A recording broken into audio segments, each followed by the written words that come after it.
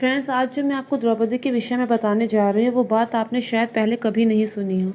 तो फ्रेंड्स, मैं वही बात आपसे आज कहने जा रही हूँ। हो सकता है सुना हो, अगर सुना है तो please please please comment box में लिखकर बताइए। और प्लीज़ मेरे चैनल को सब्सक्राइब कीजिए, वीडियो को लाइक और शेयर कीजिए। Thank you friends, thank you so much. तो फ्रेंड्स, आज मैं आपको बताने जा रही हूँ कि द्रौपदी के 5 पति के पीछे रहस्य क्या था। अक्सर हम ये सुनते आ रहे हैं कि द्रौपदी को शिवजी का वरदान था कि उसके 5 पति होंगे, या फिर हमने ये भी सुना है कि द्रौपदी ने जो गुण बताए थे वो एक व्यक्ति में होना नामुमकिन था, तो वो गुण उन 5 व्यक्तियों में थे जिनका उनसे विवाह हुआ।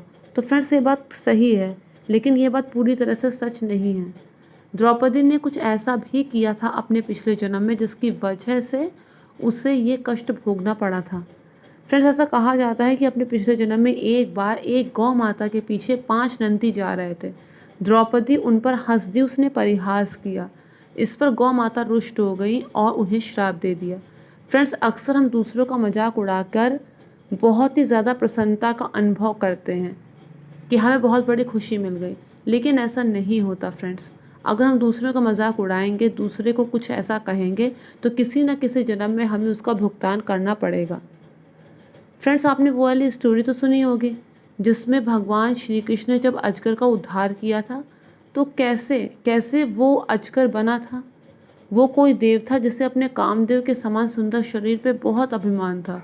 उसने एक ऋषि को देखा कि उनकी जो पैर हैं वो सही नहीं है, वो ठीक से चल नहीं पा रहे हैं, बहुत ज़्यादा उन्हें हिल डुल कर चलना पड़ता है क्योंकि उनके जो पैर हैं वो ठीक नहीं थे।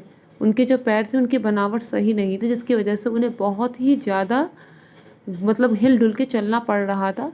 उसने उन ऋषि के साथ बहुत बड़ा परिहास किया, उनसे कहा कि ये चाल जो तुमने पाई है ये कहाँ से लेकर आए हो, ये जो कमर जो तुम्हारी इस तरह से इतनी लचका के चल रही है ये तुम कहाँ से लेकर आए हो, ऐसा कह के बहुत ज़्यादा उनका परिहास किया था।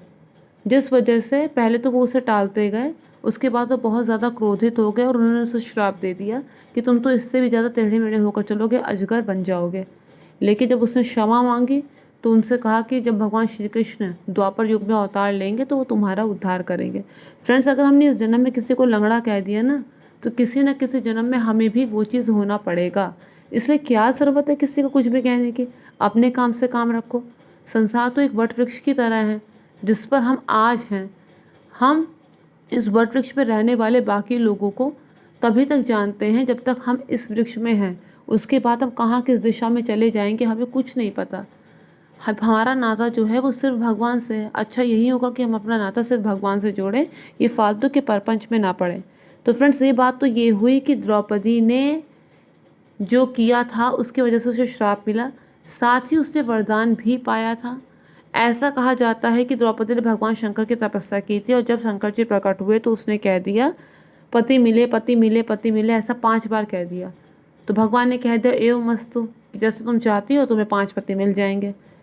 अब दोबारा ऐसा भी कहा जाता है उसने शिवजी से कहा था कि जो उसका हस्बैंड हो वो धर्मराज हो, धर्म के मार्ग पे चलने वाला हो, वो बहुत ज़्यादा सुंदर हो, वो प्रेमी स्वभाव का हो, वो बहुत शक्तिशाली हो, साथ ही वो बहुत ही ज्ञानी यानी कि हाईली एजुकेटेड हो। कोई भी लड़की अपने पति में ये गुण चाहती है, लेकिन फ्रेंड्स एक ही आदमी में सारे गुण मिलना संभव नहीं होता। जब उसने बात की थी धर्मराज की कि वो धर्म पर चलने वाला हो, तो युधिष्ठिर से बड़ा धर्मराज कोई और नहीं है। भगवान का वरदान झूठा कैसे साबित होता। जब उसने बात की कि वो प्रेमी स्वभाव का हो, तो अर्जुन को सबसे ज़्यादा रोमांटिक माना जाता है कि उससे ज़्यादा प्रेमी स्वभाव का कोई दूसरा हो नहीं सकता। उसने कहा कि वो बहुत ज़्यादा शक्तिशाली हो, उसकी भुजाओं में बहुत बल हो, तो 1000 हाथियों के बल वाले भीम से ज़्यादा बलशाली और कौन है भला। उसने कहा था कि उसका पति हाईली एजुकेटेड हो यानी कि ज्ञानी हो, सहदेव से ज़्यादा ज्ञानी कोई नहीं है। उसने ये भी कहा था कि उसका पति बहुत ज़्यादा सुंदर हो, उसके समान सुंदर कोई दूसरा ना हो। तो नकुल बहुत ज़्यादा सुंदर था और उसे अपनी सुंदरता पर बहुत ज़्यादा अभिमान था। और आप लोगों ने ये भी सुना होगा कि जब हिमालय यात्रा हुई थी तो अपने इसी अभिमान के चलते वो नीचे गिर पड़ा था।